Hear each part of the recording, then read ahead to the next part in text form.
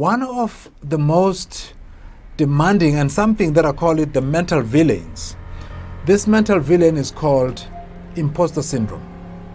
The imposter syndrome is basically that general feeling where you feel that you are living a lie and you're going to get busted soon enough. You know, when you do something, you feel like, oh, I'm not good enough, you're doubting yourself. That's a sign that you are lacking self-confidence. You always feel when you do something that, you know what, I'm going to get caught out here. I'm going to get caught out here because whatever it is that you are doing, you feel like you are living a lie. You are not yourself because you feel like you're not good enough. So those are the challenges that we have when it comes to a low level of self-confidence. That's why people never get to act, because they are always thinking and worried about, you know, other people.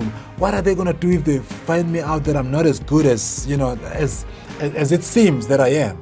So those are the things that we need to look at. So imposter syndrome is something that we need to be careful of. And then the other one that I can just mention here is the second one, is the one that I just call, you know, it's something that is very important that we need to always understand, where we are comparing ourselves, you know, to other people. And if you look at social media, for an example, you look at someone who's posting something that you don't have, or they are showing something that you'd like to do, and then you start looking at them and you compare yourself to them and you say, well, I'm not good as them, I'm not as good as them. And you start comparing yourself and seeing yourself less than. And when you look at them, congratulate them.